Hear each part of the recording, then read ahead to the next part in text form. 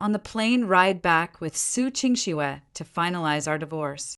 We both perished in a crash just before the plane went down. She said, if I could do it all over again, I would marry Li Ziyu. Only when I'm with him do I feel truly alive. When I opened my eyes again, I was back on the day I proposed to her. She dropped the flowers in her hand, turned, and ran toward Li Ziyu in the crowd, hugging him tightly. Li Ziyu, I'm willing to marry you. I knew it. She had been reborn, too, as she wished. I let them be together, but later, she regretted it and knelt down, begging me to change my mind. Li Ziyu, in disbelief, held her tightly and nodded repeatedly. Tears of joy streamed down his face as the two embraced each other. The clueless onlookers were all cheering and offering their blessings. Yet, some people still asked in confusion, isn't Lin Yichen supposed to be proposing to Su Qingxue today? How did it become Li Ziyu? Exactly. Isn't Su Qingxue dating Lin Yichen? Today, he was going to propose, and even specially asked us to come cheer him on. What's going on now? Did he get rejected on the spot and have his thunder stolen? Judging by the situation. TSK. Lin Yichen's been a so-called sim for years and still got rejected. How awkward. The two hugged each other tightly for a long time. Su Qingxue turned around, picked up the microphone, and said, thank you all for coming today to witness our love. In the past, I didn't know my true feelings, but now I do. The one I've always loved is Li Ziyu. I missed him before, and I don't want to miss him again for the rest of my life. I am willing to spend the rest of my life with him, hand in hand. Then she looked at me calmly and said, you can't force love. What we had before was a mistake. I hope we can part on good terms. Please don't cause trouble.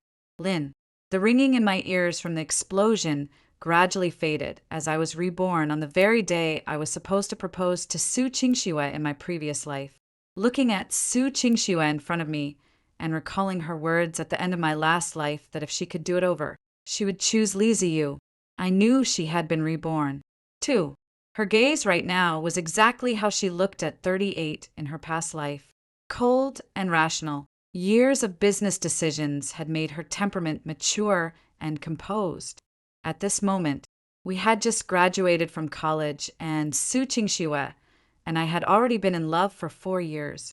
We once said that we would get married right after college graduation, moving on to the next stage of our lives. So, I chose Valentine's Day to notify all our close classmates and friends and set up a huge floral display on the nighttime sports ground, ready to propose to her actually. This proposal was partly because of Li Ziyu. Li Ziyu, 1 year ahead of us, was the lead singer of a band. Sunny, handsome, flamboyant, dashing, and uninhibited. At the welcome party, I fell in love with Su Qingxue at first sight. I repeatedly showed her kindness, brought her breakfast, gave her gifts, and deliberately created opportunities for us to be alone in student council work, even knowing I exist. He would say, anyway, we're not married yet. Life is about being bold. When you meet someone you like, you have to take the initiative. How will you know who's the right one if you don't give it a try? Su Qingxue always kept a cold face toward him, but Li Ziyu still clung to her with a bright smile. Annoyed, Su Qingxue hinted that I should propose to her so Li Ziyu could see clearly that she was going to marry me and that she would never fall for him. In my previous life, when I proposed to Su Qingxue, Li Ziyu stood at the very front of the crowd dressed in a suit and tie, holding a bouquet of roses in his arms. Passionate and ostentatious, he called out to Su Qingxue, Su Qingxue, think carefully. If you really say yes to his proposal, there will never be a chance for us to be together again. I'm asking you for the last time, are you willing to be with me or not? In my previous life, Su Qingxue's answer was resolute. In this lifetime, my husband will only be Lin Yichen. I love only Lin Yichen.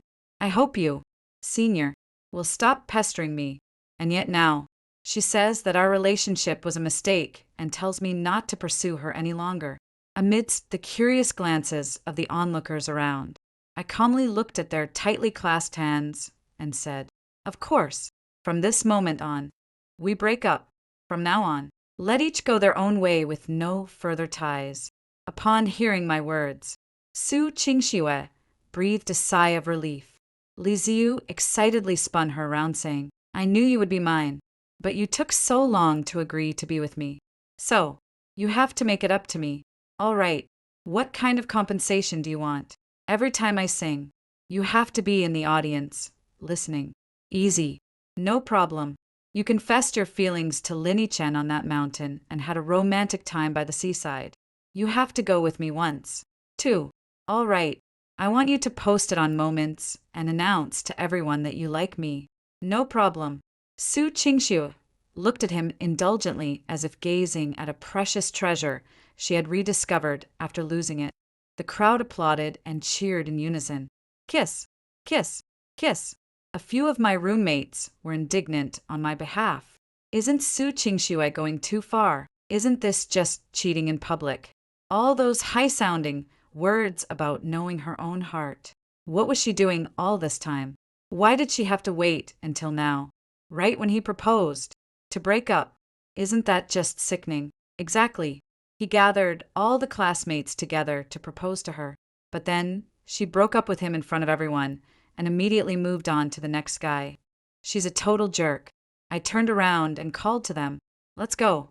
Didn't you say there's a bar opening today? Come on. Drinks are on me."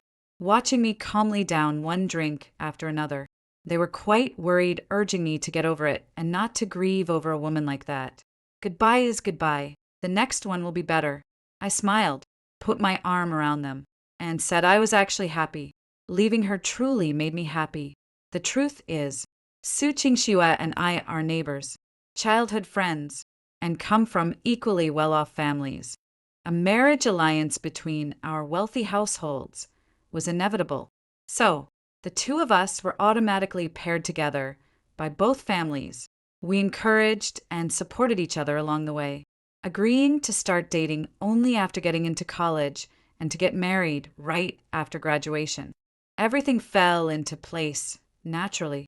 In our previous life, our married life gradually became filled with work, daily necessities, and children's education, and our feelings for each other slowly faded. She said more than once that life lacked passion, was too smooth, and thus uninteresting. Around that time, Li Ziyu had become a somewhat well-known rock singer, and his passionate, energetic performances at music festivals often held Su Qingxue's gaze for a long time. Even if it's just a video, she would watch it over and over again later. She deliberately found excuses to get close to him. At that time, Li Ziyu adhered to a philosophy of living in the moment, advocated for non-marriage, and frequently changed girlfriends. One approached with intent, the other was carefree and unrestrained. As adults, they needed no excessive words, and they had several encounters. After I found out, I naturally confronted her, but she said I could also find other women that we shouldn't interfere with each other and just do our own things.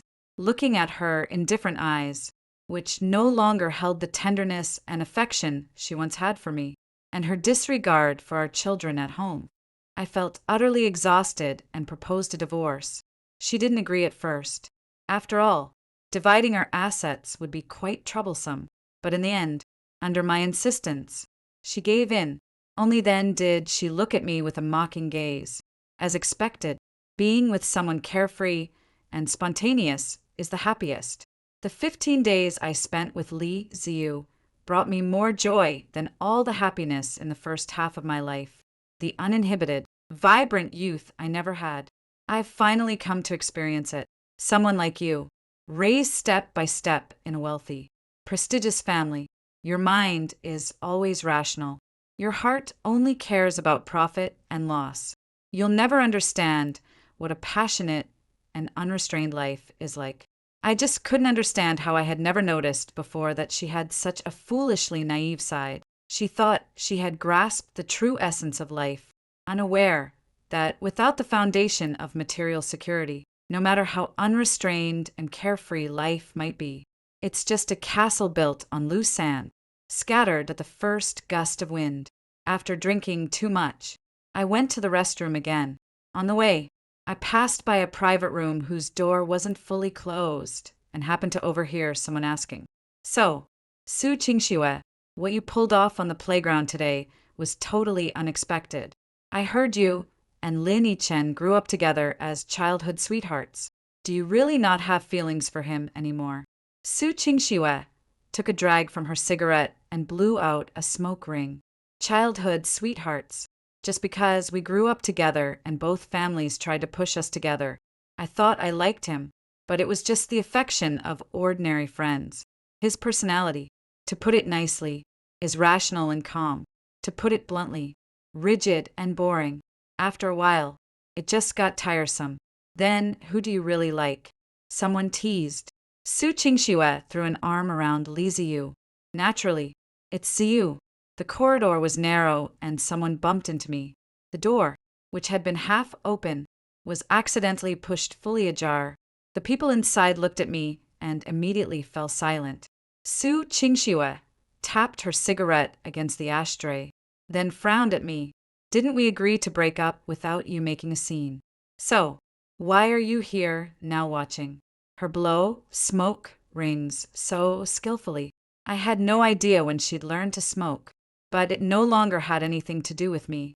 Li Ziyu immediately pulled Su Qingxue into a passionate French kiss, his arm around her neck as if staking his claim. "Didn't I tell you from the start? No one knows how it ends until the very end. Now, Qingxue has chosen me.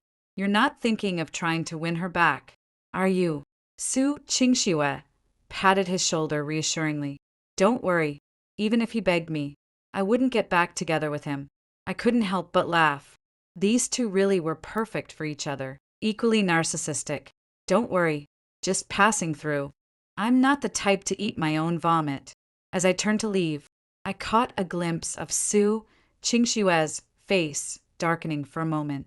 The feelings that had been worn away in my previous life were now completely gone. Seeing them together no longer stirred any ripple in my heart. In that instant of turning around, a soft body bumped into my arms. I instinctively reached out to steady myself on the other person's shoulder. She was wearing a strapless dress, her shoulder smooth and delicate, as if jolted by an electric shock. I immediately pulled my hand back.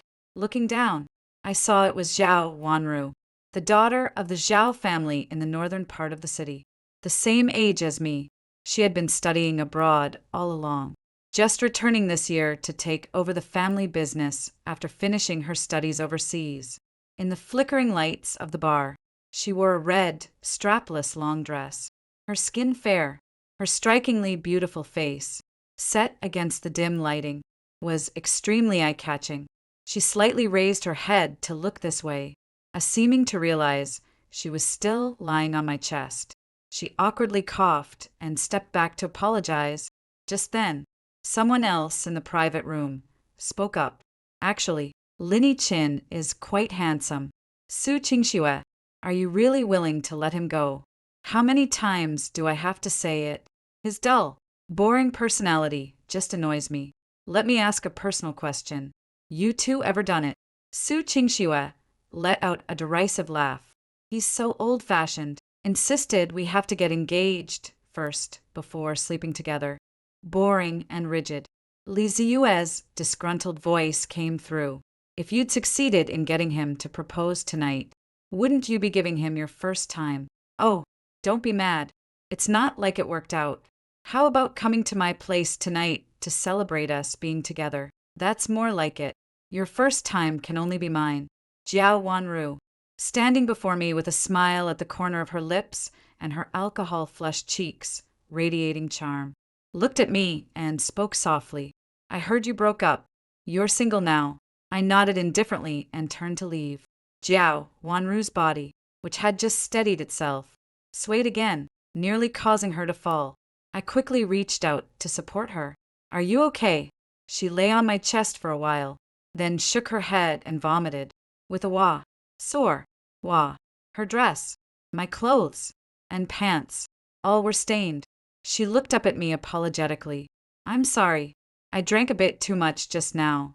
He sighed softly. It's okay. Where are your friends? I'll take you there. She leaned against me, saying she came alone and asked me to take her upstairs to get a room, as she couldn't go back in this state. I frowned, thinking she was a young woman out this late, now drunk. And besides, our family had business dealings with the Jiao family. After a moment's thought, I scooped her up in my arms and headed upstairs. At the same time, I stopped a passing waiter, tipped him, and asked him to find someone to clean up the mess. Before she went to wash up, I asked for her clothing and shoe sizes, and she looked at me in surprise. I said, "Your dress is no longer wearable. I'll have a courier buy 2 sets of clothes and bring them over." She gave a gentle smile and told me the size, and I immediately noted it down and placed the order. Just then, my roommate called saying the dormitory closing time was approaching and it was time to head back. I could only briefly explain and ask them to go back first, and that I would get a room at the hotel later. Zhao Wanru came out of the bathroom very quickly, and I looked at her in a bathrobe with surprise, even without makeup after washing up. Her fair skin was flawless, and her eyes remained stunningly beautiful beyond compare. Water droplets trickled down along her collarbone. I dared not look any further and hurried into the bathroom in a fluster. I tidied up briefly and came out. The delivery guy had already brought the clothes back. I handed the clothes to her and said it was late. She could rest here first. She asked me what to do. I said the school dormitory was already closed and that in a little while I would go downstairs and book another room. She looked at me and said that while I was taking a shower, she had already gone downstairs to ask. But the hotel had no rooms left. I was stunned. How could that be? She smiled and asked me, "It's Valentine's Day today. You do know that, don't you?" Only then did it suddenly hit me, and I awkwardly slapped my forehead. I told her to stay there planning to take a taxi home myself, but she tugged at my clothes, her eyes fresh from a bath, wet and glistening, innocent yet clear, as she looked at me and said softly, "It's too late tonight. This room has a double bed. You can stay here, too." After a pause, she added, "Anyway, you don't have a girlfriend and I don't have a boyfriend. Are you afraid I might have ulterior motives?" I immediately replied, "Why would I? It's just I'm worried it might not be good for your reputation." She gave a carefree smile and said jokingly, "We're both single. What's the harm? Worst case, we could actually become boyfriend and girlfriend. You're so handsome. I wouldn't be losing out." I hesitated, and then he spoke again. "I'm not in a great mood today. We were high school classmates after all. Just think of it as keeping me company." Okay, I'm a little scared to be alone, seeing the plea in her eyes. I couldn't help but soften. I glanced at my phone. It really was too late by then. If I went home, my parents would probably ask about the proposal anyway. So, we each took a bed. It suddenly occurred to me that in her previous life, she never married, but under her leadership, the group company flourished remarkably. There has always been a rumor in the circle that she doesn't like men, but no one knows whether it's true. With the lights off, the 5 senses become more acute. I tried closing my eyes and suddenly heard some ambiguous sounds coming over. It instantly reminded me that the hotel was fully booked for Valentine's Day. Soon after, a gentle voice softly asked, "Are you asleep?" None rustling sounds reached my ears as a soft, full body pressed tightly against mine. I hurriedly tried to push her away, but she wrapped her legs around mine and held me by the waist. I swallowed nervously and said, "Miss Zhao, are you drunk?" She breathed softly into my ear. "I'm perfectly sober. I've never had a boyfriend, and I'm still a virgin. Do you want to give it a try with me?" My mind exploded. "Do you know what you're saying?" Her hands roamed over my body. "I'm perfectly sober. I like you, and I want to be your girlfriend. Will you say yes?" My body tensed up. "I just broke up today. I haven't planned on starting a new relationship yet." Her lips pressed against my Adam's apple as she bit down gently. "Then let me get in line. When you're ready to be in a relationship, will you come to me first? I really like you. Will you give us a try?" I'd already had too much to drink today.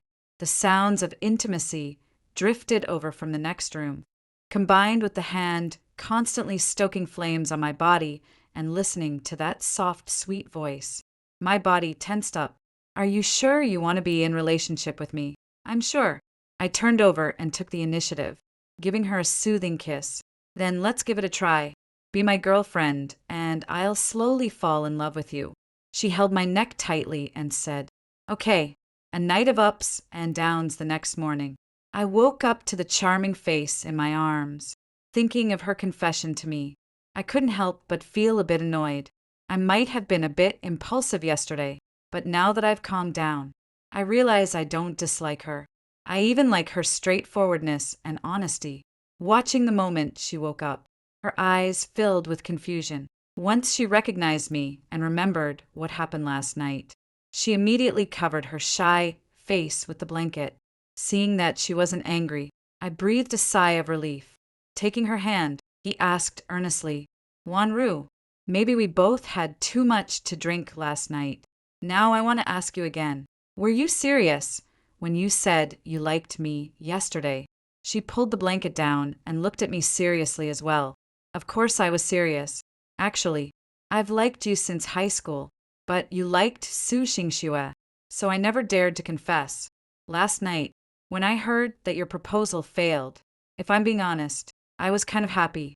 I found out you came to the bar, so I came over. After hearing that, I was stunned. I never expected that she had been secretly in love with me all along. She looked at me with shyness, but also determination in her eyes. I like you. What happened last night, I did willingly. I know you don't like me, and I won't cling to you, so don't worry. Seeing the determination in her eyes, my heartbeat quickened a bit.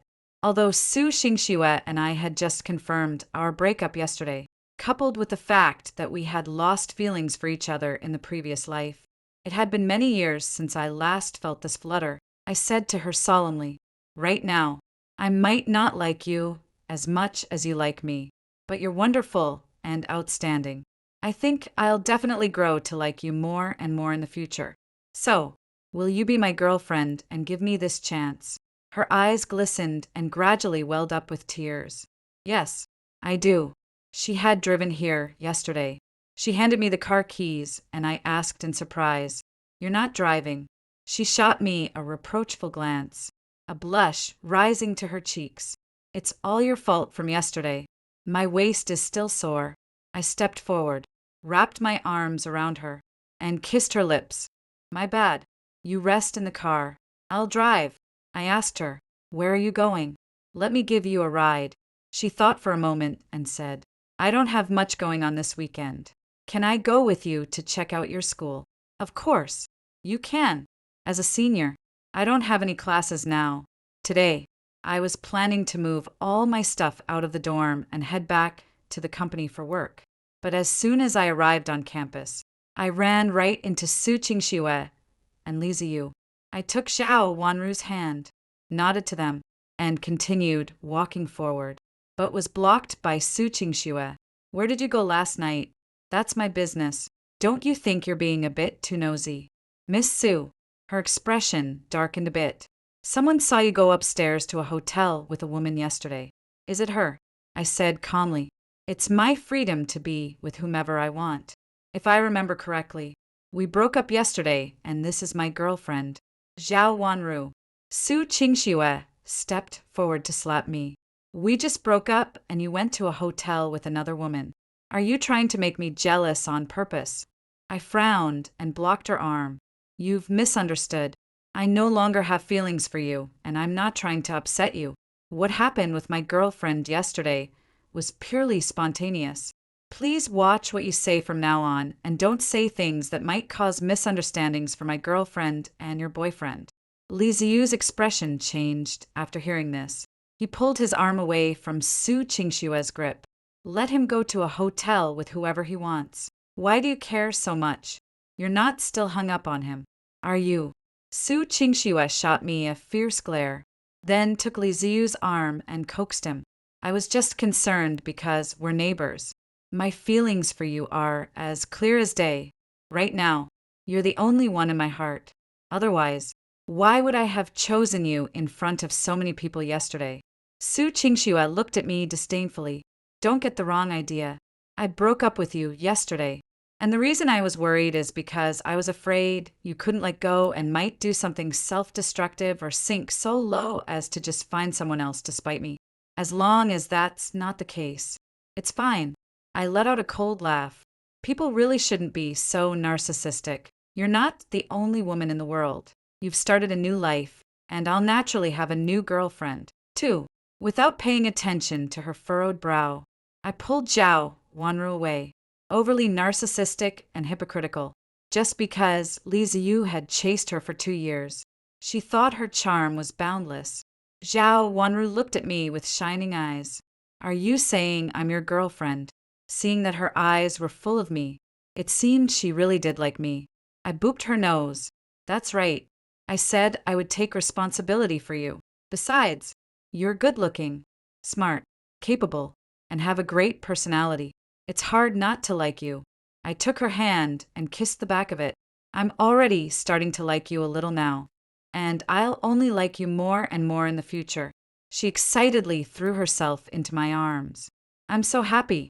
You have no idea how long I've been waiting for this day. I stroked her hair, and the flame of love rekindled in my heart. The discussions at school about the dramatic proposal on Valentine's Day gradually faded away. The number of CP fans for Su Qingxue and Li Ziyu gradually increased. He rode a bicycle, carrying her through the campus, feeling the summer breeze. Just like the male and female leads of a campus idol drama, they embraced and kissed on the mountaintop, vowing to love each other for a lifetime. They sped on a motorcycle along the late-night roads, thrilling in the rush of speed. They sang loudly by the seaside at night, feeling the freedom of life. They expressed their intense love by tattooing each other's initials on each other's waists. By this time, Li Ziyu had already gained some followers on social media through his singing. Moreover, he frequently engaged with his audience by posting couple photos and videos, and his passionate love captions also attracted a crowd of onlookers. Many people said they made a perfect couple, just like the male and female leads in a novel. And Su Qingxue, as she had hoped in her past life, finally embraced a passionate, unrestrained, and carefree youth when Su Qingxue posted a group photo with Li Ziyu on her moments. Both families learned the whole story from beginning to end. Dad and Mom were furious. All I could do was console them, saying it's better to have this out in the open sooner rather than after entering a marriage and then having an affair. Besides, I don't have any feelings for Su Qingxue right now. There's no need for them to worry about this. And now I have a new girlfriend. My mother looked at me with a relieved nod and said, You've always been sensible. It's good that you can handle this kind of situation, clearly. But who is this girlfriend? Do I know her? When can you introduce her to me? I said I'd have to ask my girlfriend what she thinks. My father mused. Looks like we'll need to change the partner for that project north of the city. I remained silent. In my previous life, Su Qingxue and I were a couple, and in business collaborations, both families would prioritize each other first. For the project north of the city in my past life, I approached the Su family, but I knew they weren't the most suitable choice. It was only because of my relationship with Su Qingxue that I thought, don't let the fertile water flow to outsiders' fields, while also hoping to strengthen the bond between the two families. But in this life, since we won't become family, I'll simply consider which partner brings the greatest benefit. During college, I worked part-time at the company, so I quickly got up to speed after joining full-time upon graduation. Apart from daily tasks, I often attend business banquets, which help broaden my horizons and build connections. This weekend, I attended an elder's 80th birthday celebration. After greeting my father and several elders, I walked to a quieter side to take a short break. At that moment, Su Qingxuez walked over with a glass of wine. I can't believe my sister actually broke up with you, I said indifferently. It's just that our fate ran out. She took a sip of her wine, her eyes appraising. I heard that Mr. Lin's project north of the city hasn't found a partner yet. I shook my head and said, I wouldn't know. My father is in charge of that. As if understanding something, she let out a low laugh. That dear sister of mine really threw away a winning hand. Not only did she lose the watermelon, she might not even get the sesame seeds. I made no comment. Looking at me, she asked with a teasing smile, "Speaking of which, I'm only 2 years older than you. If you're looking for a marriage alliance, we could also work together. What do you say?" I politely declined, said I already had a girlfriend, and then excused myself by saying I wanted to stay a while longer before finally sending her away. A soft, teasing voice came from beside me. "Looks like our young master Lin Chen is quite in demand." Seeing Jiao Wanru in an off-the-shoulder long dress with red lips and fair skin, my eyes lit up. "No matter how in demand I am, I'm still yours." She took my arm and giggled. "MHM, good awareness. Boyfriend." I tightly held her hand. Her skin was fair, and her captivating peach blossom eyes shimmered brightly. Her features were stunningly beautiful. In contrast, Su Qingxue belonged to the cool and elegant type. Noticing that I kept staring at her, she asked in confusion, "Why do you keep looking at me? Is there something on my face?" I leaned close to her ear and whispered, "It's because you're so beautiful that I can't take my eyes off you. I've realized I'm falling for you more and more." Her face instantly flushed, but she still said calmly, "Then you have to like me more and more." "Okay." She bit her lip and looked at me uneasily. "Su Qingxue's sister just mentioned wanting to form a marriage alliance with your family. What do you think?" I raised an eyebrow and teased her on purpose. "Of course, I'm going to marry my girlfriend. Besides, our family doesn't need a marriage alliance for me to run the company well. Or is it that you only want to date me, but not marry me?" She stamped her foot anxiously and said, "Of course not. What I mean is, if you're considering a marriage alliance, you could choose me, too. My family is no worse than Su Qingxue's." I looked at her seriously and said, "The reason I said I want to marry you is because I like you, not for a marriage of convenience among wealthy families. Marriage alliances are often used to bring families closer, strengthen cooperation, and help each other advance the development of their family businesses. But at the same time, they share both gains and losses. While interests bring people together, they can also drive them apart. Moreover, I know my own capabilities well enough to be confident that even without a marriage alliance, the company can still develop steadily." Zhao Wanru held my hand tightly and said, "I knew it. I haven't misjudged you." I was about to say something more when a murmur of whispers came from afar. Turning my head, I saw it turned out that Su Qingxue had not only arrived, but she had also brought Li Ziyu along with her. The two of them had probably just returned on a motorcycle, still dressed in full riding gear, a stark contrast to the suits and formal gowns of everyone else present. Su Qingxue's father was speaking to her in a low voice, and judging by his expression, he was very angry. Li Ziyu, completely at ease, took Su Qingxue by the arm and looked around here and there. "Are you hungry? Didn't you just eat the fried noodles?" Su Qingxue led Li Ziyu over. "It's just that I've never been to a banquet before. I want to see if the food at a rich folks' banquet tastes better." "All right, as you wish." The two of them were affectionately engrossed in each other, oblivious to anyone else around. Li Ziyu took a piece here and a piece there. He picked up his phone and took a selfie. Finally, she took a pastry, walked up to me, and spun around. "You rich folks sure do care about rituals. When someone throws a birthday party, you just have to wear formal dresses and suits, acting all proper and pretentious. Someone nearby couldn't hold back. This is how you dress for a banquet. It's called showing respect. Meanwhile, you show up in a biker jacket with your hair all messed up from the wind. Isn't that a bit disrespectful?" Li Ziyu ran a hand through his hair. "This is my casual style." The old man whose birthday it was just said, "We young people are full of life and energy, that we're sincere and unpretentious. But you all, doesn't it get tiring putting on an act every single day?" When he said that, Everyone who heard him shot him angry looks, and by extension, Su Qingxue. Su Qingxue stood in front of Li Ziyu, her gaze tinged with disdain. Ziyu is sincere and straightforward. I hope no one minds, but what he said isn't wrong. In her past life, when she held a high position, others flattered her, and no one would say a word, even if she acted coldly. But now, she hasn't yet joined the family company. Speaking with such aloofness immediately drew looks of displeasure from those around her. Someone her age asked, Su Qingxue, what exactly do you like about him?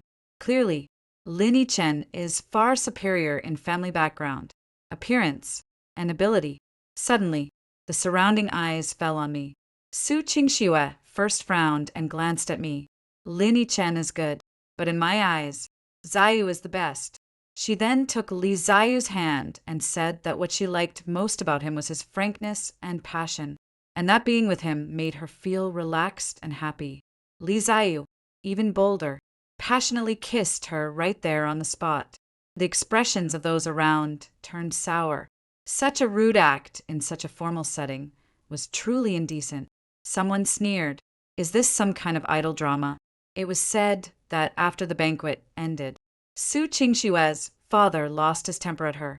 He demanded she break up with Li Ziyu, apologize to me, and make amends. Only I could provide the help she needed for her career. Su Qingxue disagreed, and in the end, they parted on bad terms. I, on the other hand, felt relieved. Su Qingxue is already on my blacklist, so I'll stay firmly with Li Ziyu. Whatever you do, don't come back to me, or I'll be so disgusted I won't be able to sleep. In the end, my father chose to cooperate with the Jiao family on the project north of the city. As it happens, the other party's project team assigned Jiao Wanru to oversee it.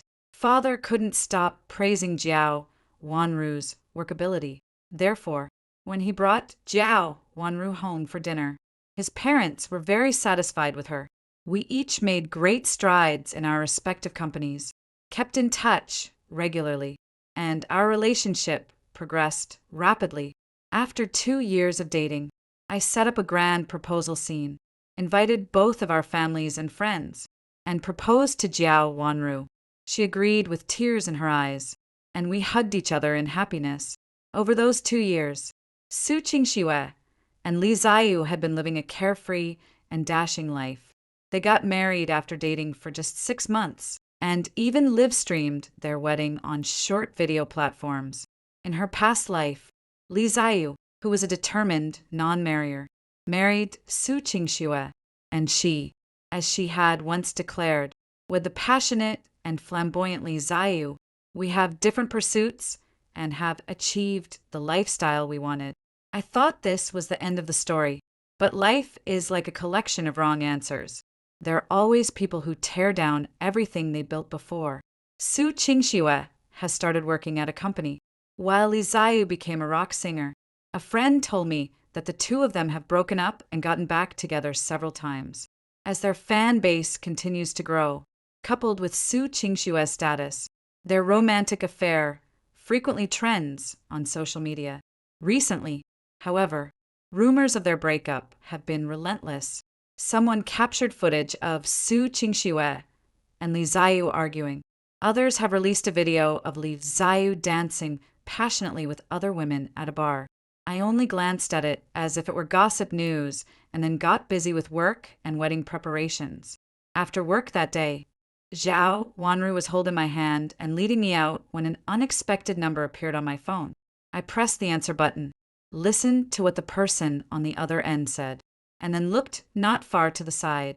Su Qingxue was standing there, holding her phone and looking at me. Jiao Wanru tightly held my hand. I patted her comfortingly and said, "Wait for me. It's probably something about work. I'll be back soon."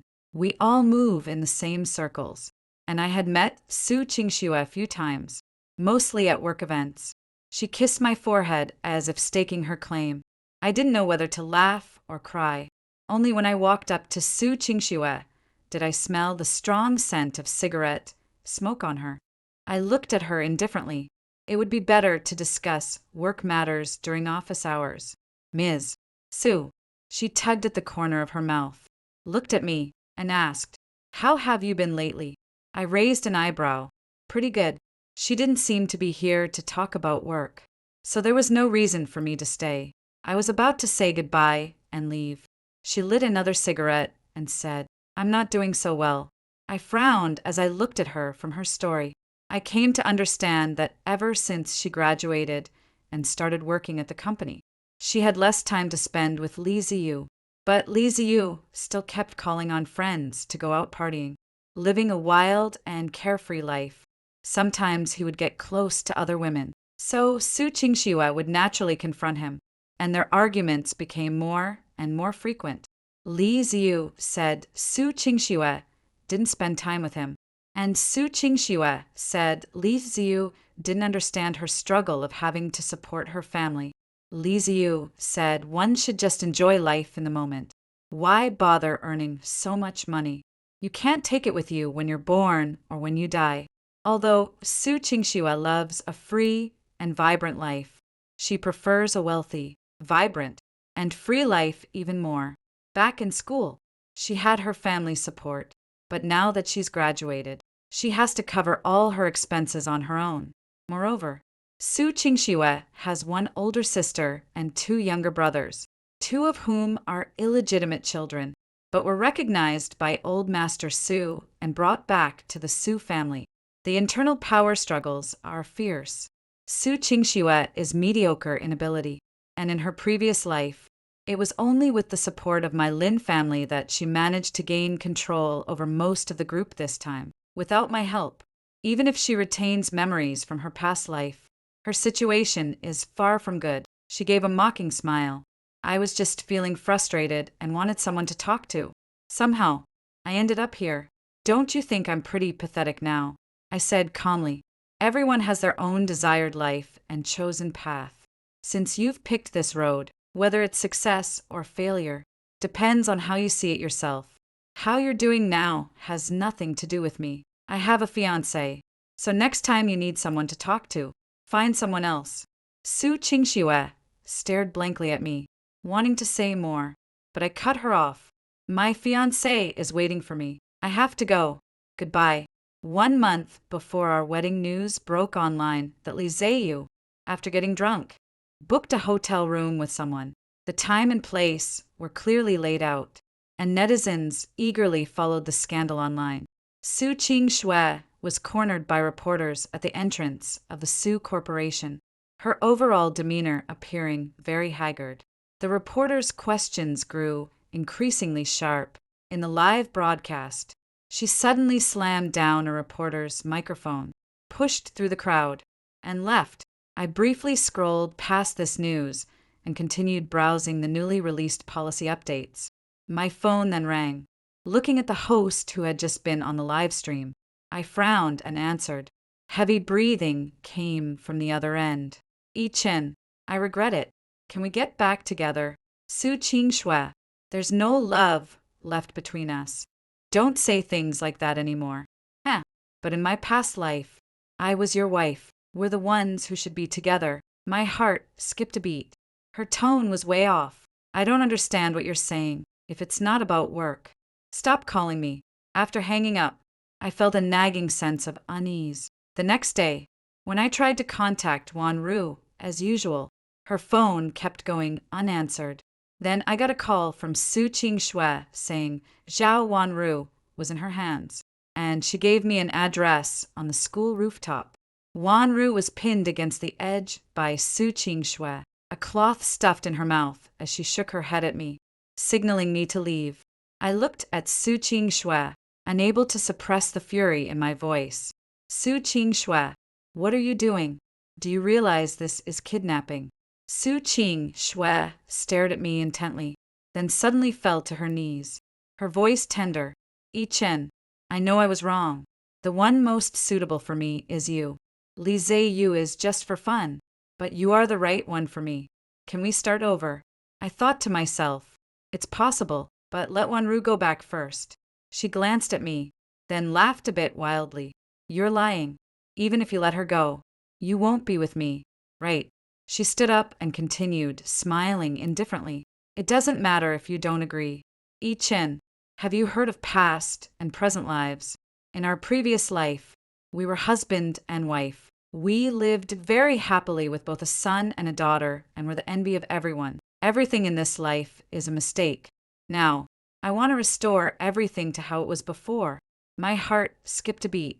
What did she mean by that? Su Qingxue glanced at the time on her watch and said that in half an hour, everything could begin again. I looked at the time on my phone and suddenly remembered that in my previous life, the plane crash was just half an hour away. I looked at Su Qingxue in horror. Are you crazy? Su Qingxue, you've already chosen the life you wanted. Just because it's not going well, you want to throw your life away and be reborn. Do you know? In my rebirth, it happened right when you were proposing. If that had worked out, we would be married by now, and we would be very happy. I gave a cold laugh. Would we really be happy if things went smoothly between us? You'd probably be pining after Li Ziyu again, wouldn't you? A hint of madness flashed in her eyes. But this time will be different. This time we'll go back to the very beginning and start over together. I promise I will spend the rest of my life with you, and this time I'll do it right. I calmed myself down and first swapped places with Wanru. Su Qingxue threw a syringe on the ground and ordered me to inject its contents into my body. She said it would only make me weak. Otherwise, I would be stronger than her. I took a deep breath, picked up the syringe, and injected it directly into my body, slowly walking toward her. I had no idea what kind of drugs were in here, and my body gradually felt weak. Only then did Su Qingxue push Wanru away, took my hand, and with a gentle yet frenzied look in her eyes said, 10 more minutes. We'll jump down together and we can start over. The police officers hiding behind the door rushed out and helped Wanru untie the rope. Just then, Li Ziyu rushed out and said, Su Qingxue, I knew you still had feelings for Lin Yichen. What? Are you trying to die together now? Or what? Su Qingxue glanced at Li Ziyu and sneered. Now that I look back, the time I spent with you seemed fun, but it was actually pretty dull. It was nothing but drinking and clubbing. Totally meaningless. Li Ziyu also smirked coldly. Then break up with me, saying it's meaningless now. Wasn't it you who had the wildest time back then? Now that you're bored with it, it's suddenly meaningless. I damn well regret marrying you. If I could do it all over again, I'd stay far, far away from you. Su Qingxue nodded. That's exactly it. I do want to do over. She glanced at the time and murmured to herself. Time's up. My heart skipped a beat. Su Qingxue, even if I had a second chance, I would never choose you. She burst into laughter. That's not up to you. With those words, she pushed me off and then jumped down herself. Luckily, I had called the police before coming. They had used drones to scout the rooftop situation in advance, set up airbags downstairs, and had an ambulance ready. We landed on the airbags. Su Qingxue cursed wildly. You bastards! Who told you to save me? Why did you save me? I stayed in the hospital for half a month. Fortunately, the drug in that syringe wasn't very harmful. Su Qingxue was diagnosed with a mental disorder by the doctor and was sent to a psychiatric hospital by her family for treatment. Li Ziyu kept causing trouble at the Su family home, demanding a divorce. In the end, the Su family stepped in to dissolve the marriage half a month later. My wedding with Zhao Wanru took place as planned. Later, we had 2 children. One took her surname, the other took mine. We walked through the years hand in hand. Those who gave their true hearts received sincere returns. Story 2. 3 years after my death, I finally saw Gu Shuan again, except now I am a teaching specimen soaked in formalin, while he is the lead professor holding the scalpel beside the dissection table. Lin Ruachu clung to his arm, pointing at my mutilated body with a coquettish smile. Shuan, is this the new teaching aid you donated to the medical school? It's so ugly, like a monster. Gu Shuan's gaze was cold as he pulled on rubber gloves, the icy scalpel pressing against my facial skin. Truly hideous. A corpse so ravaged in life is as nauseating as that embezzler's Shin Tinglan. My soul hovers above the shadowless operating light, watching him slice open my chest with his own hands. He doesn't know that this body, which disgusts him so much, was once the wife he swore to protect for a lifetime. Even less does he know that deep in my stomach still lies the ring he used when he proposed. The only thing the traffickers couldn't take, which I swallowed alive. 1 Zhongqing Medical University, Dissection Room No. 1. The flashbulbs clicked and clattered nonstop. Gu Shuin stood at the center of the podium, dressed in a crisp white lab coat. Behind his gold-rimmed glasses, his eyes were cold enough to freeze. Behind him stood an autopsy table draped in a white sheet. This is Specimen No. 101, which I will now present to all of you. Gu Shuin reached out and abruptly lifted the white cloth. The crowd gasped. I shuddered along with them. Even though I was floating in midair, I still dared not look at what I had become on the dissection table. The body lay naked, its skin displaying an eerie, ashen pallor. There was scarcely an inch of intact flesh on it. Large chunks of muscle were missing from the thighs, and the chest bore a variety of winding, ghastly scars. Most striking of all was the right hand, missing one finger. Ugh! A female reporter in the front row couldn't help but let out a retching sound. Gu Shuin frowned and tapped the microphone. Quiet. His voice was deep and magnetic, yet colder than formalin. This corpse was handed over by the border police. In life, it was a drug mule for an underground syndicate. As you can see, the scars on her body are all marks left by gang infighting. People like her are not worth mourning. But this corpse is a rare teaching specimen. As he spoke, he picked up a pointer and struck my shin hard, especially the bone healing here. It's perfect for pathological research. I floated right above him, watching his cold, indifferent face. I wanted to scream, Gu Xuan, that's not an injury from drug trafficking. It's from them breaking his leg to stop him from escaping.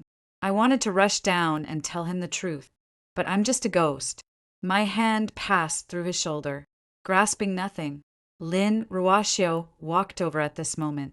She was dressed in an expensive haute couture outfit, her makeup impeccable, and she deliberately showed off the large diamond ring on her finger. Xuan, don't be so stern. You're scaring everyone. She deliberately shrank further into Gu Xuan's embrace, casting a disgusted glance at the dissection table. This thing is disgusting. The smell is so strong it's giving me a headache. Gu Xuan immediately softened his voice and reached out to wrap his arm around her waist. Bear with it. The press conference will be over soon. Lin Ruashio pointed delicately at the corpse's mutilated hand. Oh dear, why is this hand missing a finger? So frightening. Gu Xuan glanced at it, a mocking smile curling at the corner of his lips. Judging by the bone splinters, it was hacked off with a blunt instrument. This trait is usually found in compulsive gamblers or those who owe money to loan sharks. He paused, a flicker of disgust passing through his eyes. Just like that woman, Xian Tinglong, greedy, never satisfied, in the end, ending up with not even a corpse left. They deserved it. I iron air, unable to shed tears, yet my spectral body curled up in agony. That was my ring finger, cut off by those brutes with a kitchen knife because I was trying to protect our wedding ring. Gu Siwin, do you know that the hopeless gambler traits you always talk about are my final act of loyalty to you? Lin Ruachu covered her mouth and chuckled. Sister will surely bless us when she finds out we're getting married, won't she? Gu Siwin let out a cold laugh and tossed the scalpel into the tray with a sharp clink. Why bring up that ill-fated woman? She took all the cash from the house and ran off with some other man 3 years ago.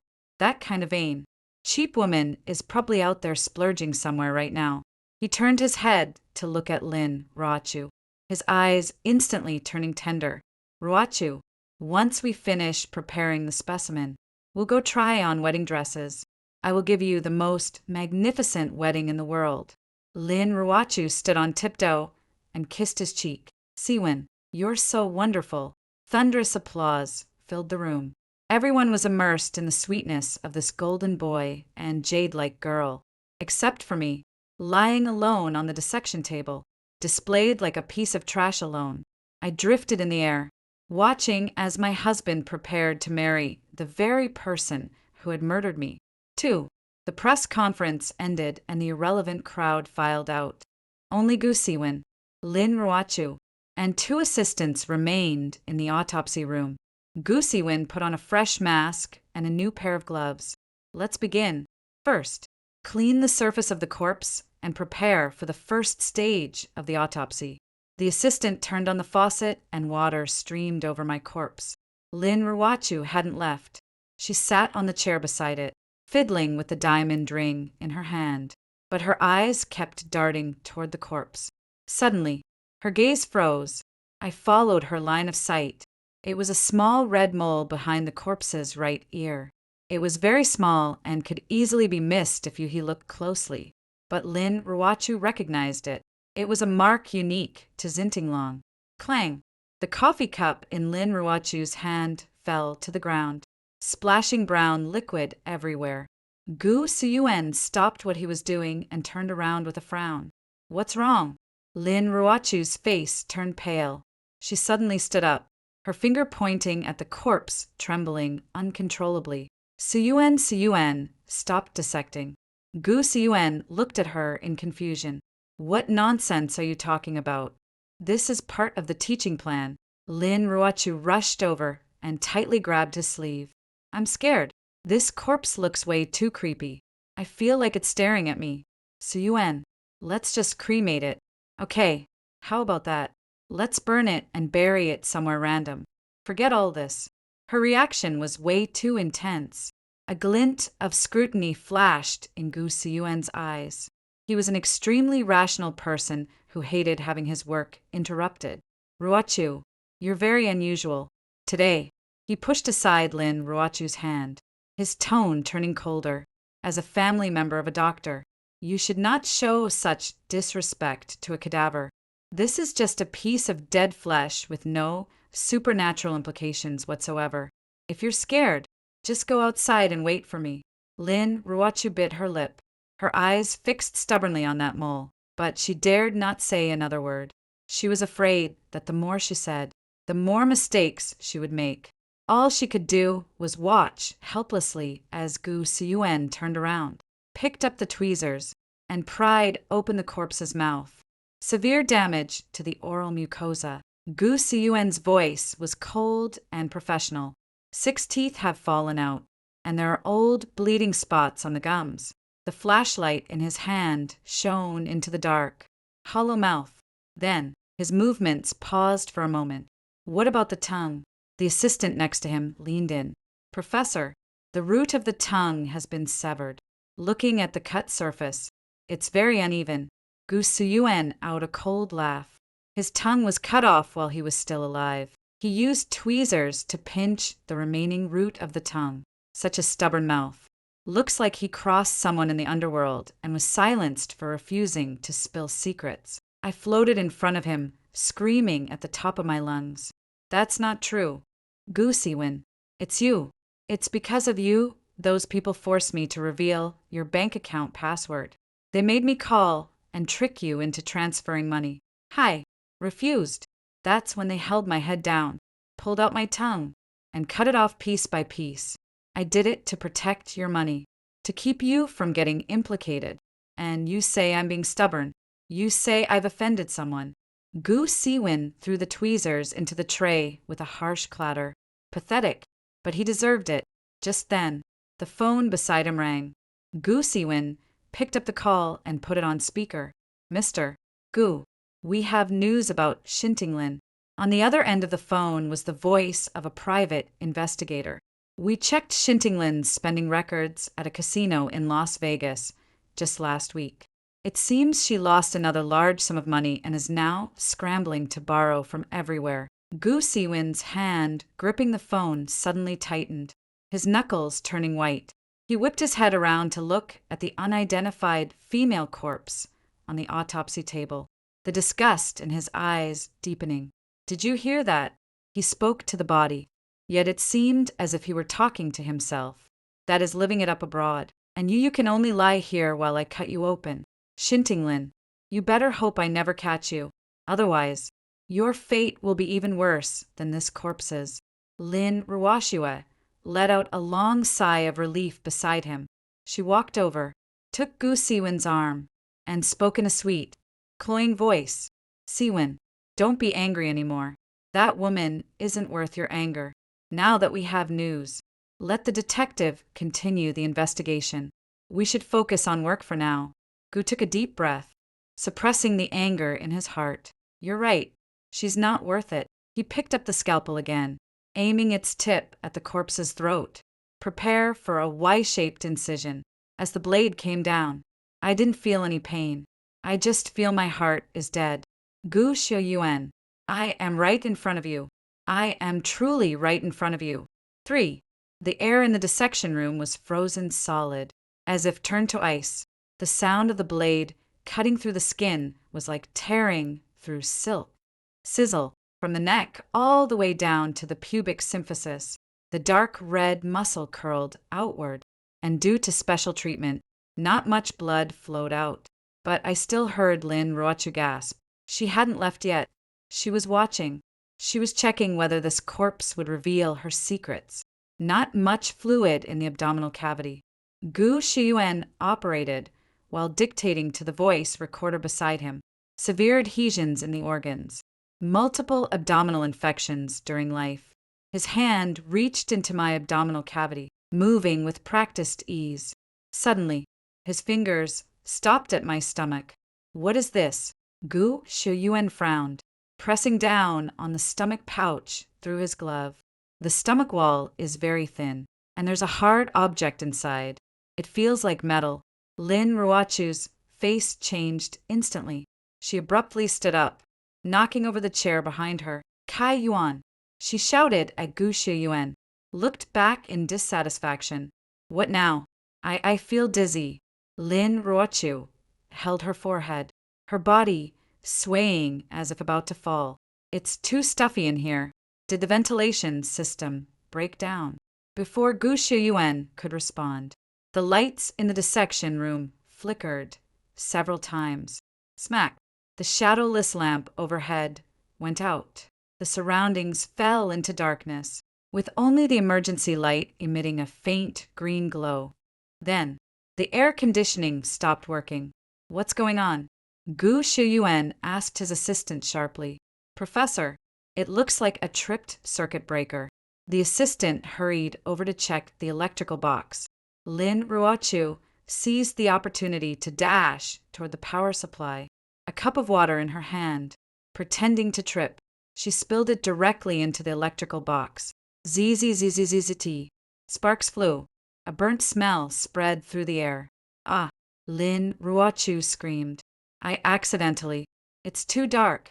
I tripped. As the cold air stopped, the temperature in the dissection room began to rise.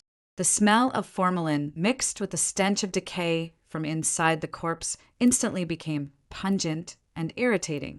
That smell was nauseating. Gua Siwin was so overwhelmed by the stench that he took a step back, covering his nose and mouth. Damn it. He stared at the indistinct mass of flesh on the dissection table, his disgust reaching its peak. That's disgustingly foul. This low-quality specimen is indeed full of problems. In the darkness, Lin Ruochu stared fixedly at Gua Siwin's hand. As long as he didn't cut open that stomach. As long as he didn't cut it open. Siwin, stop it.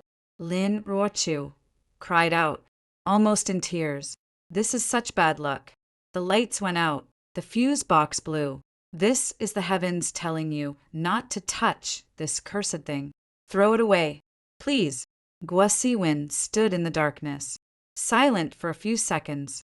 Professional integrity kept him from quitting halfway. The emergency light still works. Let's finish the process first. He took the handheld lamp from his assistant, shining the beam onto sternum. Get the bone saw. The assistant ran off and brought back the electric chest opening saw. Zzzzzzzt. The sound of the saw blade echoed in the cramped space, like a power drill boring into a scalp. Gwa Siwin pressed one hand on the corpse's shoulder and aimed the saw at the ribs with the other. Right here. He pointed to one of the ribs on the left side of the corpse. There are traces of healed, old fractures here. It healed badly, without any steel pins. It just naturally grew back together. So, the bone is a bit deformed. He let out a cold sneer. That foolish woman, Shintinglin, once broke her ribs falling down the stairs. The location is actually the same as this one. What a coincidence. I nodded frantically in midair, tears streaming down my face. Yes, it's Gu Shiyuan. That's me. That time I broke my ribs. You carried me down 6 flights to the hospital and stayed by my side the whole night. Have you forgotten, you said, you remember the shape of every bone in my body? Then why can't you recognize this face?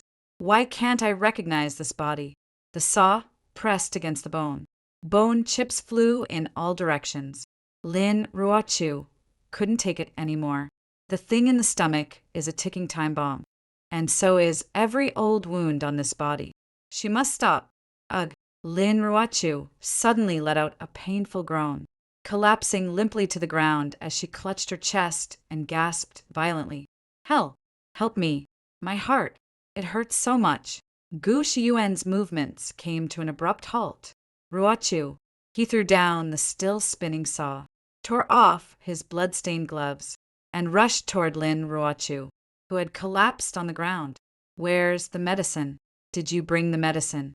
Lin Ruochu's face was pale as paper from fright, her breath faint as she grabbed his collar. Take me away. I don't want to stay here. I'm dying. Gu Shiyuan scooped her up in his arms, his face full of anxiety and distress. Don't talk nonsense. I'm taking you to the emergency room right now. Carrying Lin Ruochu in his arms, he strode swiftly toward the door. When passing by the dissection table, he didn't even spare an extra glance at the half-sawn corpse with its chest cavity wide open. Seal this place off, he shouted at his assistant. No one is allowed in until the smell is gone. The door slammed shut with a bang. The dissection room returned to dead silence. Only the ghastly green glow of the emergency light illuminated my shattered body on the autopsy table. My chest had been sawed open. My stomach was cut open. My husband, holding the one who tried to kill me, went to save him, leaving me here alone to rot. For late at night, the door to the autopsy room was pushed open. Gu Xiaoen walked in alone. He didn't turn on the main light, only a spotlight. Lin Ruochu was already fine and asleep in the VIP ward, but Gu Xiaoen couldn't fall asleep. He didn't know why, but the shadow of that corpse kept lingering in his mind. That severed finger, those strange ribs, and that unknown hard object in the stomach. It was as if something was scratching at his heart, leaving him restless and unable to settle. He walked back to the dissection table. The corpse had been briefly covered by his assistant, but the gruesome sight was still shocking. Just one look. Gu Xiaoen muttered to himself. After this, straight to cremation. He put on his gloves, picked up the scalpel, and reopened the severely adhered gastric sac. A stench of fishy putridity hit me in the face. The stomach wall had been corroded, so thin by gastric acid. The tweezers probed in, and a crisp ting rang out. It touched it. Gu Xiaoen pinched the object and slowly dragged it outward. It was a ring-shaped object, dark and covered in various kinds of slime. Plop! Something fell onto the stainless steel tray. Gu Xiaoen turned on the faucet and rinsed the object under the running water. The black grime was washed away, revealing its original silver. It was a deformed metal ring. It was Gu Xiaoen's pupils suddenly contracted. It was a ring. The plain band has no diamonds, only patterns engraved on the inner side. His hands began to tremble, an uncontrollable tremor. He picked up the ring, brought it under the spotlight, and squinted to read the engraving on the inner side. Although somewhat blurred by stomach acid, those letters were still clearly recognizable as C and L. Forever. Ci and Lana Gu Siyuan felt his mind explode with a loud bang. This ring was bought with his very first scholarship back in the day. He didn't believe it. He didn't believe it. Impossible. This can't be. It's a coincidence. It must be a coincidence that is gambling abroad. This is just someone with the same name, he muttered to himself, throwing down the ring as if he had gone mad. He rushed toward the body's left leg. That was the last straw. 5 years ago, Shin Tinglan was in a severe car accident resulting in a comminuted fracture of his left leg. That was the surgery he performed himself. He implanted an imported steel nail into her leg bone. That steel nail had a unique factory serial number. Gu Si-yuan's hands trembled so much that he couldn't hold the scalpel. He directly tore open the already rotting flesh on the corpse's thigh with his bare hands. Scrape off the periosteum. A gleaming white metal nail was embedded in the bone, trembling. He raised the magnifying glass under the spotlight. The tiny string of numbers struck his retina like a cursed sentence from a judgment, asterisk, asterisk, and no. 20190-520 STL, asterisk, asterisk. That was specially customized by him. STL Shin Tinglan. Ugh. Gu Si-yuan suddenly dropped to his knees in front of the dissection table, retching violently. He vomited everything. His dinner, bile, gastric juice, tears, and snot streamed down his face as he heaved, his whole body seeming to have its backbone ripped away. What lay on the autopsy table was not some unidentified female corpse, not some drug trafficker, not some degenerate gambler. It was Shin Tinglan. She is his wife. She is the wife he searched for 3 years, resented for 3 years, and cursed for 3 years. She is also the specimen he just publicly humiliated, called disgusting, and personally sawed open her bones and cut open her belly. A beast-like howl echoed throughout the entire dissection building. Gu Shiyuan crawled to his knees. With trembling hands, he tried to cup that face. But that face had already been swollen and deformed by formalin, and the skin had been slashed into a mess by him just moments ago. Tinglan, Tinglan, how could it be you? How could it be you? I've cut you open. I've cut you open. He frantically tried to stuff the organs he had removed back inside, but they wouldn't fit anymore. The intestines were severed, the stomach ruptured, and the heart and lungs were out of place. His hands were covered in blood, his body drenched in cadaver fluid. He clutched the ring, corroded black by gastric juices, his nails digging deep into his palm. I floated before him, watching him fall apart, watching him wail like a child. Gu Shiyuan, you finally recognized me. Unfortunately, I'm already broken. 5. Gu Shiyuan has gone mad. He locked the autopsy room door from the inside and refused to open it no matter who knocked. He worked like a tireless machine, extracting every possible sample from the corpse. Hair, nails, muscle tissue, bone slices. He examined them under the microscope over and over again. Every DNA comparison result told him the same fact. This is Xan Tinglan. He looked at the large screen on the wall. It was a replay of the press conference from earlier that day. In the frame, he pointed at the corpse with spirited pride and said, "A person like him is not worth regretting." He said, "Disgusting." He said, "She's trash." Smack. Gu Shiyuan slapped himself hard across the face. The slap was so fierce that blood immediately trickled from the corner of his mouth. Smack. Another slap. Slap, slap, slap. In the empty dissection room, the crisp sound of slaps echoed. He slapped himself a dozen times like this until his face was swollen like a pig's head and his ears were ringing. He looked down at his own hands. These hands, known as the hands of God, these hands, which have saved countless lives today, have become the hands of a butcher. With his own hands, he minced his beloved Lin Ruochu. Gu Shiyuan squeezed these 3 words through his teeth. He suddenly stood up, grabbed the ring, and rushed out of the lab. The look in his eyes was more terrifying than a vengeful ghost from Hela Gu family villa. Lin Ruochu was lying on the bed with a face mask on, scrolling through her phone in a cheerful mood. That Shen, Tinglan had finally been dealt with. From now on, no one would stand in her way. Bang! The bedroom door was kicked open. Lin Ruachu was startled, and her face mask fell off. Shiyuan, how can you? Before she could finish, a large hand clamped tightly around her neck. Gu Shiyuan lifted her off the bed and pinned her hard against the wall. Aggressive eye, Yuan. Lin Ruachu frantically slapped at his hand, her face instantly turning a deep, mottled red. She looked into Gu Shiyuan's eyes. Those were a pair of bloodshot eyes filled with murderous intent. Who is that specimen? Gu Shiyuan roared. Spittle sprayed onto her face. That's Shen Tinglan, the one you handled the purchase of. Tell me, who sold it to you? How dare you? Lin Ruachu's heart skipped a beat. It was over, but she was still trying to talk her way out of it. I don't know. He's nothing more than a death row inmate. You're lying. Gu Shiyuan tightened his grip, and Lin Ruachu's eyes rolled back. That ring, that steel nail, they're all still there. Lin Ruachu, for the past 3 years, you've been telling me she was gambling abroad.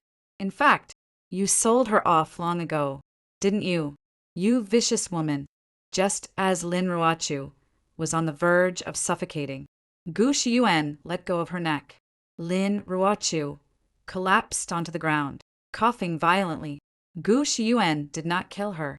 Letting her die so easily would be letting her off too lightly. He took out his phone and dialed his high-ranking friend at the police department. Hoarse, yet piercing with bone-chilling coldness.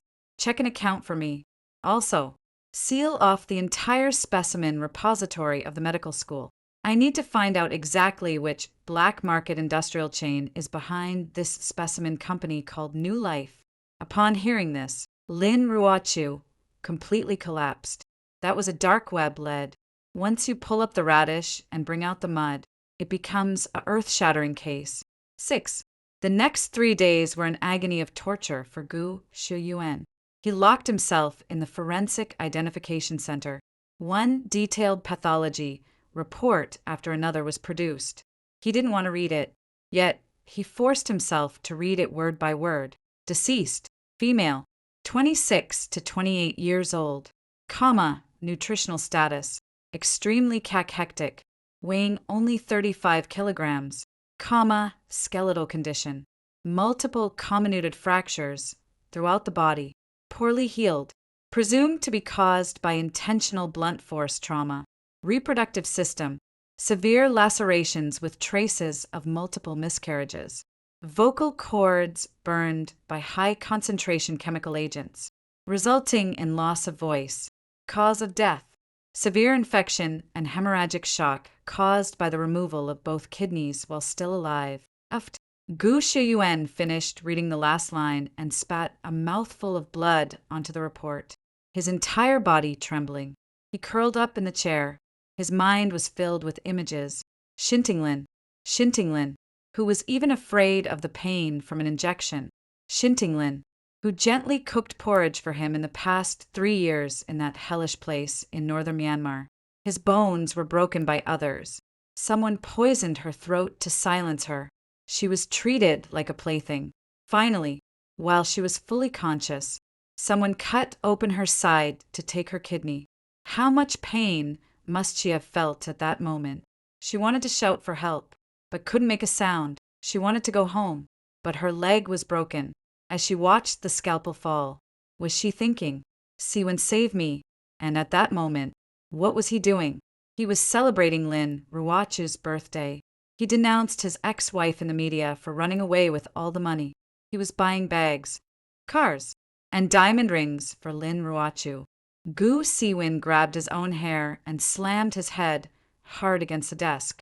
Blood trickled down his forehead, but he felt no pain. What was this pain compared to what Tinglan had endured?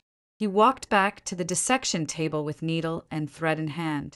His movements were as gentle as if he were embroidering.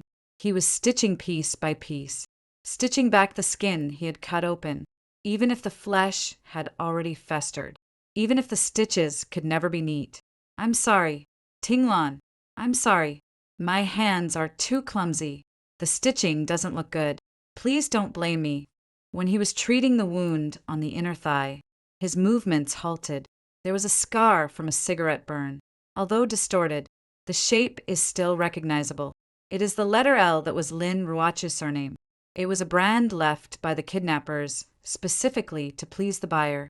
This also meant that Lin Ruachi was not just the buyer.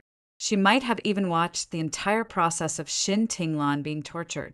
Even this was the order she placed. Huh. He.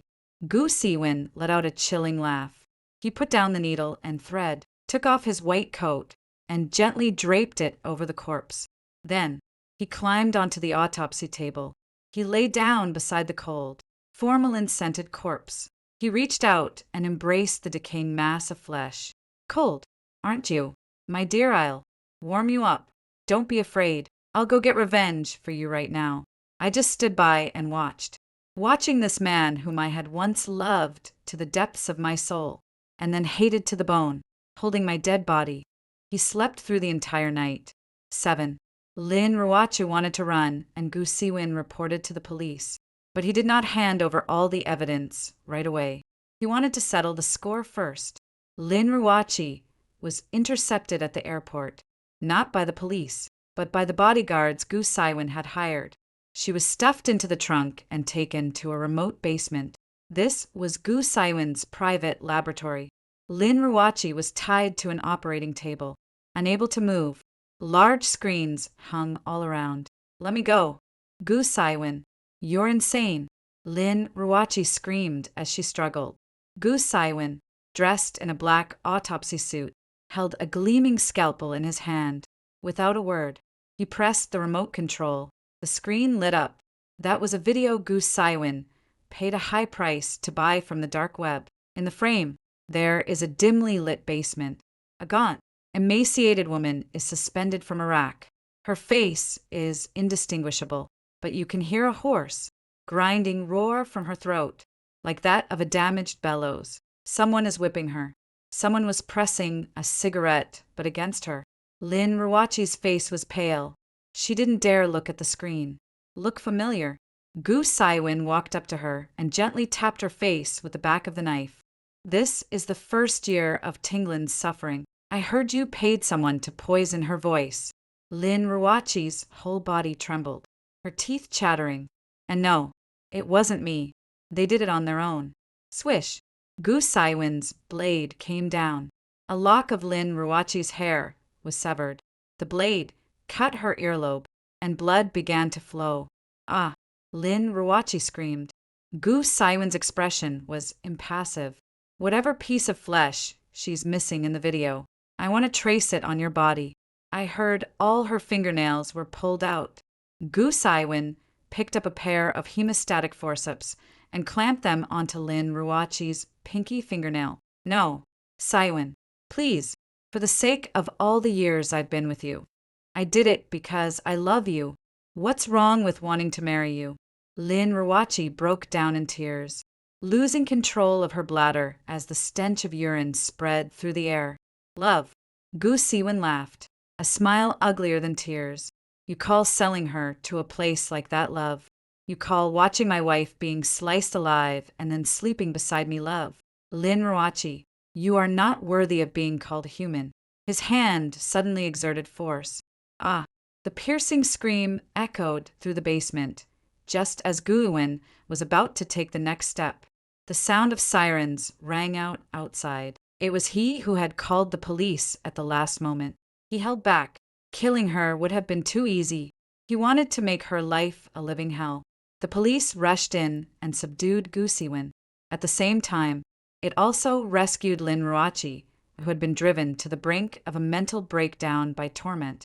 By the time Lin Ruachi was dragged away, she had already lost her mind. She looked at Gu Siwen and suddenly burst into maniacal laughter. Gu Siwen, stop pretending to be some love saint.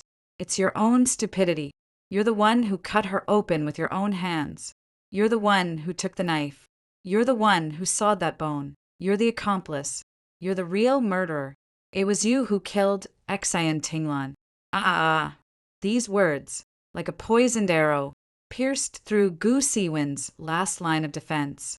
He stood rooted to the spot and spat out a mouthful of blood. Then his entire body collapsed stiffly to the ground. Yes, I am an accomplice. I am the murderer.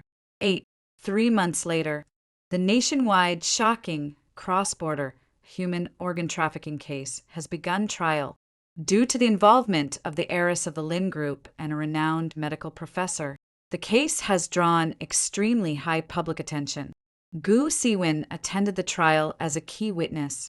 He was gaunt and unrecognizable, with gray temples, as if he had aged 20 years overnight. He stood in the witness box, holding a thick autopsy report. The judge asked, "Witness, please state the autopsy findings of the victim."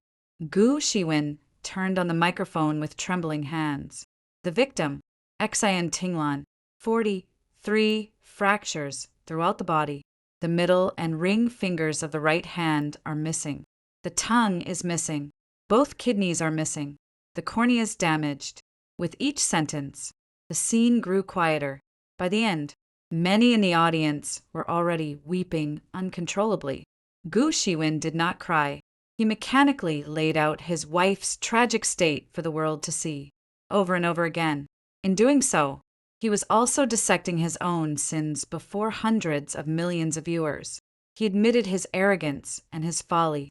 He admitted to personally dissecting his wife as if she were trash. The entire internet was in an uproar. The name Gu Siwen was thoroughly discredited. From a medical prodigy, he became a universally reviled heartbreaker and willfully blind fool. But he didn't care. Lin Ruochu was sentenced to death, to be executed immediately. Before the execution, Gu Siwen went to see her for the last time. Lin Ruochu, now bald and dressed in a prison uniform, still had a venomous look in her eyes.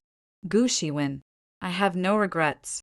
At least I made you suffer for a lifetime." Gu Siwen looked at her as if she were nothing but a slab of dead meat. "Your body will be donated to a medical school. I've already put in a word. You will become specimen No. 102, every bone. Every inch of your skin will be made into slides, displayed forever pillar of shame, to be reviled for all eternity." Lin Ruochu finally showed a look of fear.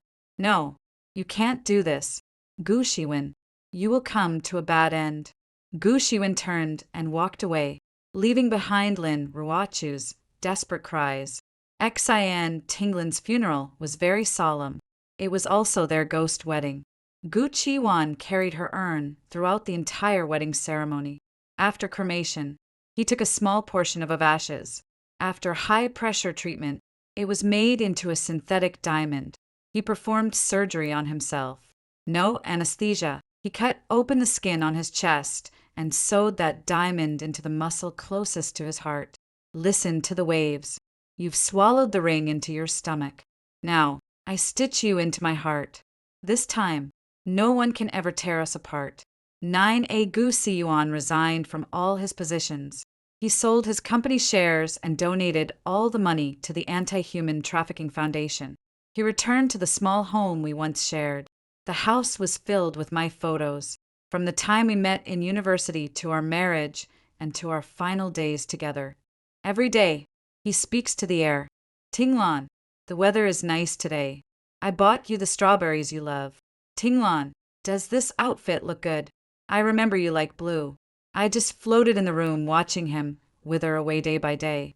He has completely lost his mind. Sometimes, jolted awake in the middle of the night, he would rush into the kitchen like a madman and dig through the trash can, shouting, "I won't throw it away. I won't throw it away." Sometimes, he would pick up the scalpel and gesture toward his own arm, saying he wanted to ache along with me. My soul grew lighter and lighter. I knew it was time for me to leave. With the resentment gone, it was time for me to go where I belonged. On a stormy night, Gu Siyuan stole a bottle of sleeping pills from the hospital. He set up a makeshift dissection table in the living room. It was specially custom-made, exactly the same as the one I lay on when I died.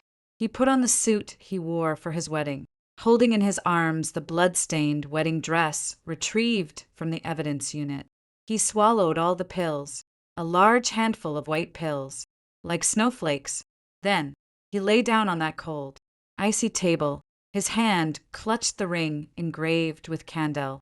The drug is taking effect. His breathing became labored and his vision began to blur. On his deathbed, a faint smile of relief appeared at the corner of his mouth. He looked at a fixed point in the void. Tinglan, I've come to find you. You will forgive me. Right. Let's start over. Okay. In his hallucination, I, dressed in a pure white wedding gown, stood in the light and gently extended my hand toward him. But I don't. I floated up at the ceiling, watching coldly as he took his last breath, watching his pupils dilate and turn deathly gray. I did not reach out my hand, nor did they look back. I turned around and drifted into the darkness outside the window. Gu Si Yuan. Some sins cannot be atoned for even with one's life. Belated affection is lighter than straw. Go atone for your sins in hell. And I am about to cross to the other shore, never to meet again.